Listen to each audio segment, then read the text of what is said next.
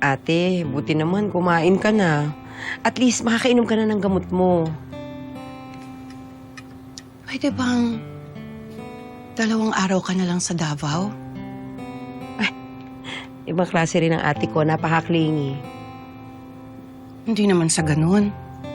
Natatakot lang kasi ako eh. Kung sumpungin ako tapos wala dito si Noah. Ate naman, ang kulit mo naman. Eh di ba nga, andito ko. I am the strong for you and the secret keeper. Diba? Velma, I trust Didang. Saka ilang araw na lang naman weekend na.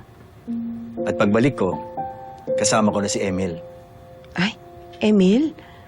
Sino po yun, sir?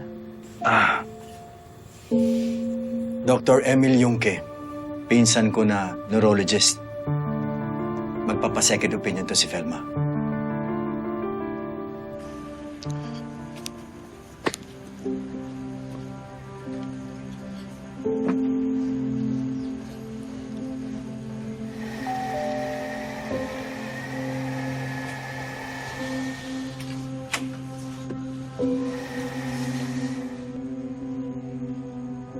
Tay? Sir?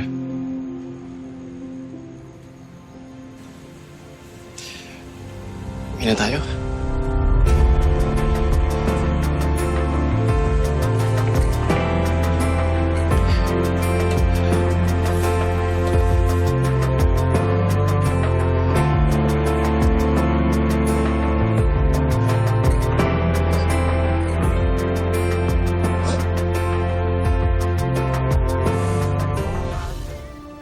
I-book mo ako ng ticket.